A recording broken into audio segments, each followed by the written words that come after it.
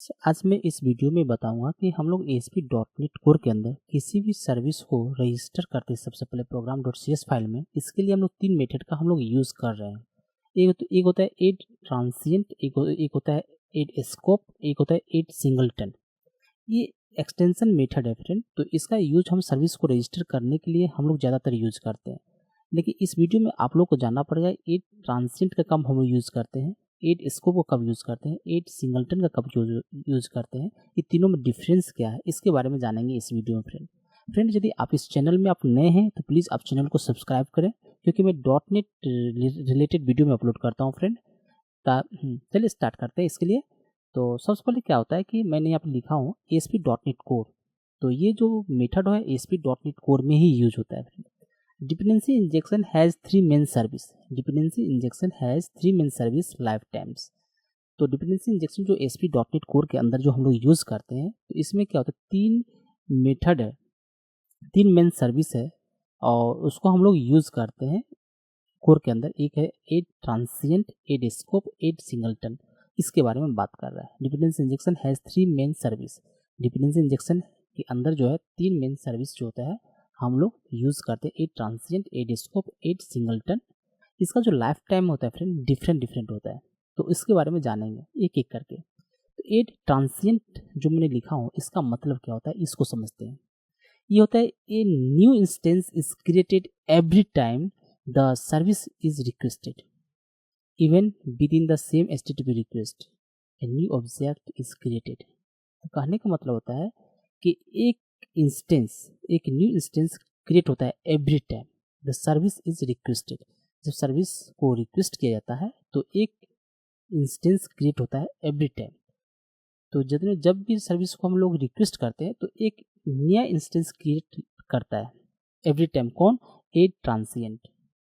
तो अब कब करता है, इसके लिए एक और पॉइंट है, इसमें लिखा हुआ है even with in the same HTTP request. यदि एक HTTP रिक्वेस्ट आया है उसके अंदर यदि मल्टीपल टाइम यदि हम लोग नया इंस्टेंस क्रिएट करते हैं, एक नया इंस्टेंस क्रिएट करते हैं एड ट्रांसिएंट के मेथड के द्वारा, तो इससे क्या होगा, तो उसका जो नया इंस्टेंस जो क्रिएट होगा मल्टीपल टाइम, तो उसका जो इंस्टेंस का जो वैल्यू होगा डिफरेंट होगा। वो सेम नहीं हो सकता, वो डिफरेंट होगा।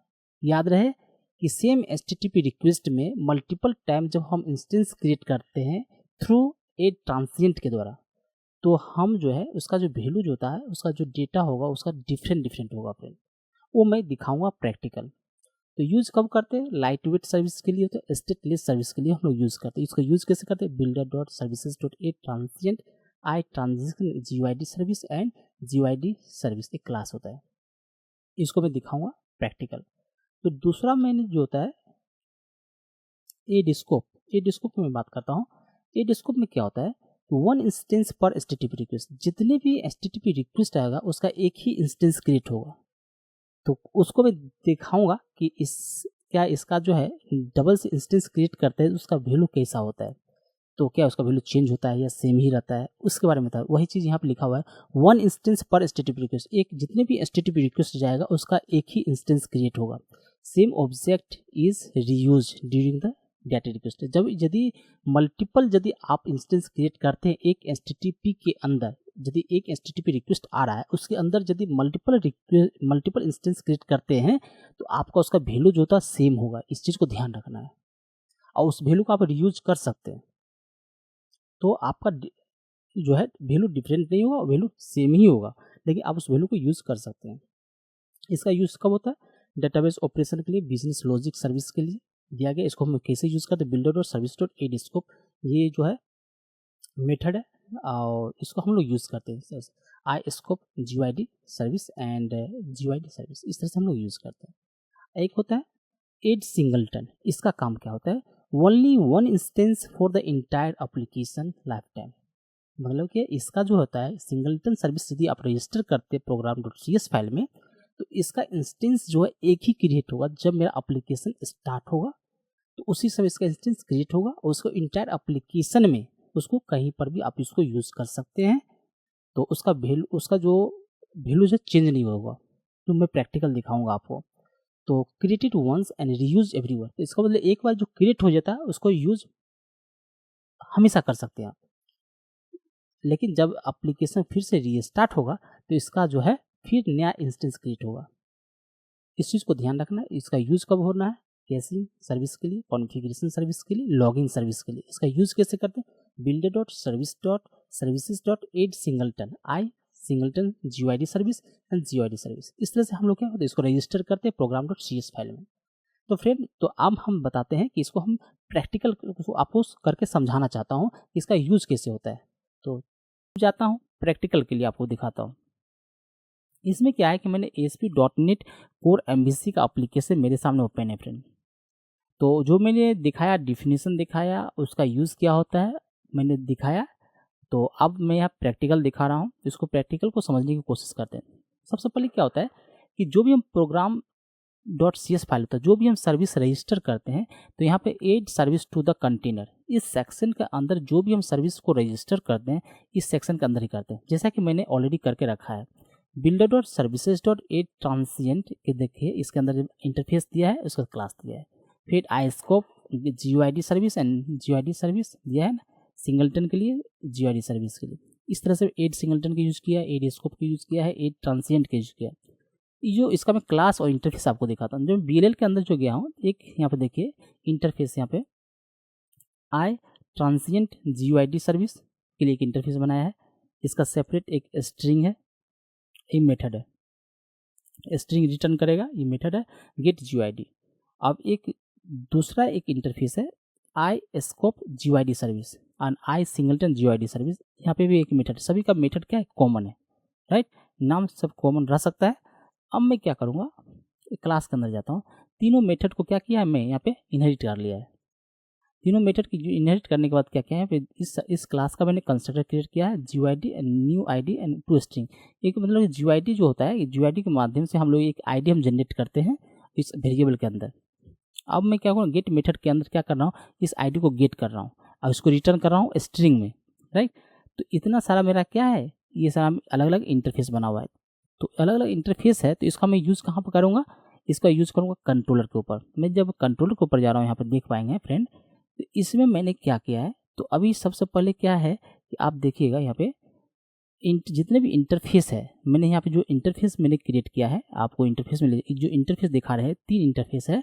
तो यहाँ पे मैंने क्या किया, उसका एक रेफरेंस क्रिएट किया हूँ, I transient and GUID service and इसका अंडरस्कोर ट्रांसिएंट कर दिया है। और यहाँ पे एक उसका एक सेम डुप्लीकेट बनाया, उसका एक 2 लगा के मैंने इसको यूनिक कर दिया है।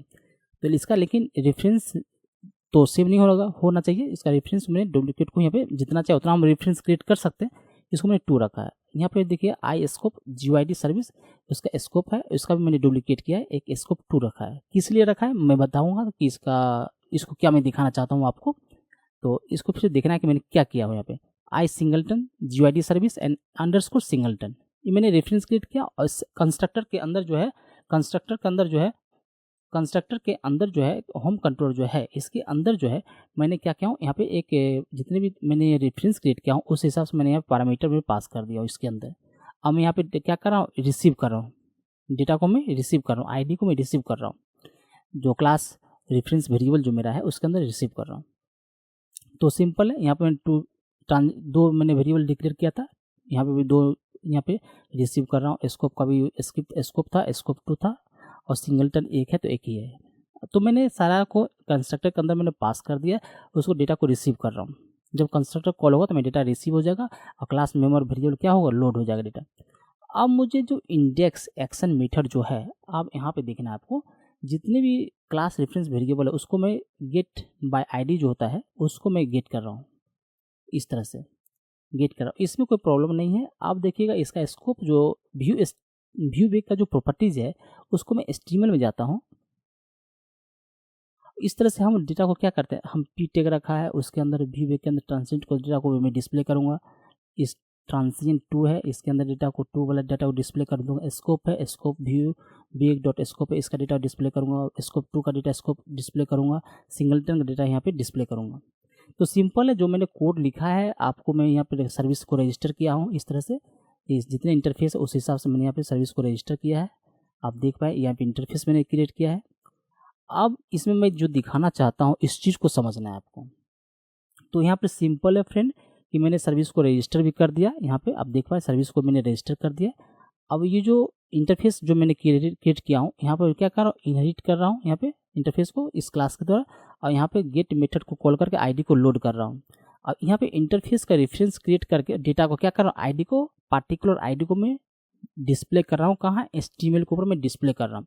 जब मैं एप्लीकेशन रन करता हूँ फ्रेंड, यहाँ पर देखते हैं आप क्या हो रहा है। तो मैंने जो चीज़ मैंने आपको बताया, जो डिफिनीशन मैंने फंडामेंटल आपको मैंने दिखाया कि होता क्या है एक्चुअली, तो इसको मैं रिफ्रेश करता हूँ। मैं रिफ्रेश किया तो मैंने मेरा ट्रांसिएंट जो है, तो मैंने इसका जो डिफिनीशन जो मैंने आपको दिखाया था सिंपल है। आप देखिए कि new instance is created every time the service is requested.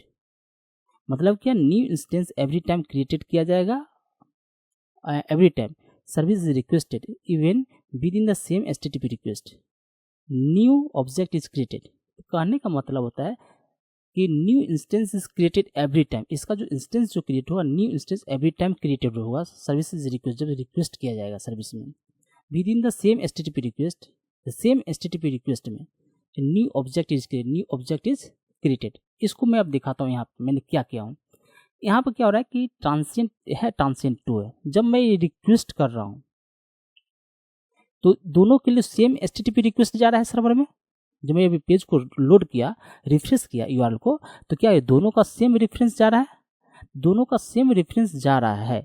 तो क्या हो रहा है, दोनों का आईडी आपको देखना है कि डिफरेंट हो रहा है। यानी कि एक रिक्वेस्ट भेज रहा हूँ और दोनों के अंदर दो इंस्टेंस क्रिएट हो रहा है, दोनों इंस्टेंस जो क्रिएट हो रहा है उसका आईडी क्या हो रहा है, सेम होना चाहिए। यहाँ पे डिफरेंट हो रहा है फ्रेंड, वही ये कहना चाहता है यहाँ पर जो है, वही यहाँ पे ये कहना चाह रहा है ना। तो वही यहाँ पे कहना चाह रहा है कि new instance is created every time. तो एवरी टाइम क्या करता है, न्यू इंस्टेंस क्रिएट करता है। तो इसको जो मैं रिलोड कर रहा हूँ, रिलोड कर रहा हूँ, तो इसका इंस्टेंस और इसका इंस्टेंस क्या हो रहा है, डिफरेंट हो रहा है। तभी तो इसका आईडी क्या हो रहा है, डिफरेंट हो रहा है। आप देख पाएंगे इसको।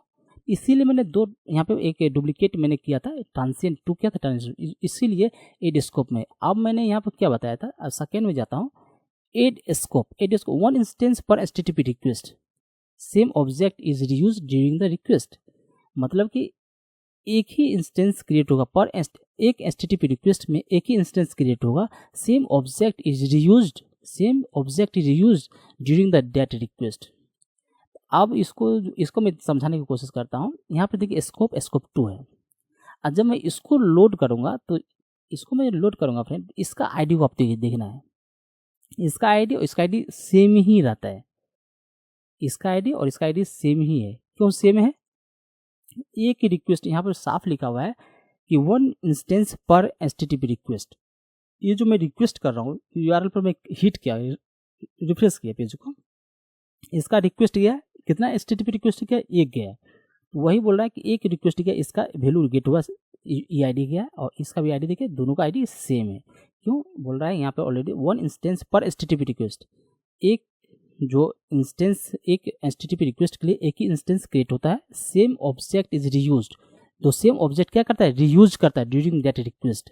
ये क्या कर रहा है, इसको रीयूज कर रहा है। कहने का मतलब ये है फ्रेंड, इसको क्या कर रहा है, इस जो ऑब्जेक्ट जो एक HTTP रिक्वेस्ट किया हूँ, जो आईडी क्रिएट हुआ है, तो उसी इंस्टेंस को क्या किया, रीयूज किया है। यहाँ पे उसी ऑब्जेक्ट को क्या किया है, यूज किया है, नया से इसका वैल्यू चेंज नहीं किया है। ये होता है स्कोप। इसमें क्या होता है, एक HTTP रिक्वेस्ट गया था, ये दोनों में डिफरेंस दिखा रहा हूँ, अब दिखाने की मैं कोशिश कर रहा हूँ। ये जो ट्रांसिएंट जो हुआ था, पहला जो HTTP रिक्वेस्ट गया, इसका जो इंस्टेंस क्रिएट हुआ एक बार, जब फिर से डबल से मैंने एक और रेफरेंस क्रिएट किया था ट्रांसिएंट 2, तो उसमें क्या हो गया, इसका जो है फिर से नया एक ऑब्जेक्ट क्रिएट किया है। एक ही रिक्वेस्ट के अंदर क्या किया, फिर से जो मैं कॉल किया हूँ तो उसका आईडी डिफरेंट हो गया, लेकिन इसी के अंदर फिर एक जो HTTP रिक्वेस्ट किया हूँ उसी के अंदर फिर दूसरा रेफरेंस लिया हूँ तो उसका आईडी क्या हो रहा है, सेम हो रहा है। तो इस चीज़ को आपको ध्यान रखना होगा, दोनों में डिफरेंस बहुत ज़्यादा होता है इस तरह का, कि आप जब ट्रांसिएंट का यूज़ करते हैं तो एक ही रेफरेंस यदि उसी को मैं कॉपी कर रहा हूँ तो क्या हो रहा है कि उसका मल्टीपल टाइम इसका क्या होता है, रिक्वेस्ट जो होता है क्रिएट होता है, मल्टीपल इंस्टेंस हम लोग क्रिएट करते हैं, इसके अंदर इसका वैल्यू क्या होता है, चेंज होता है ट्रांसिएंट में। लेकिन एड स्कोप में क्या होता है, इसका वैल्यू चेंज नहीं होता है। तो सिंगलटन में क्या होता है कि इसका एक बार जो एप्लीकेशन स्टार्ट हो गया तो इसका वैल्यू क्या हो जाएगा, जो फिक्स हो जाता है इंटर एप्लीकेशन में यूज करेंगे। जब एप्लीकेशन को रीस्टार्ट करेंगे तब जाके इसका जो वैल्यू क्या होता है, चेंज होता है फ्रेंड। इस तरह से हम लोग क्या करते हैं, a transient and scope and singleton का हम लोग ASP.NET कोर में हम लोग यूज़ करते हैं फ्रेंड। तो आप लोग भी इसको प्रैक्टिस कीजिए, आपको भी समझ में आ जाएगा तीनों में डिफरेंस क्या होता है। तो मैंने इस वीडियो को बहुत बार मैंने यूज़ किया है इस मेथड को, लेकिन इसको मैं डीपली में बताने की कोशिश नहीं किया तीनों में आखिर डिफरेंस क्या होता है। तो आज मैं इस वीडियो के माध्यम से आप लोगों को समझाने की कोशिश किया तीनों में बहुत मेजर डिफरेंस है फ्रेंड। और आप लोग जो है इसको यूज़ कीजिए और प्रैक्टिस कीजिए, आपको ज़्यादा समझ में आएगा। तो फ्रेंड, यदि आपको ये वीडियो पसंद आया हो तो प्लीज़ आप चैनल को सब्सक्राइब करें और वीडियो को लाइक करें फ्रेंड।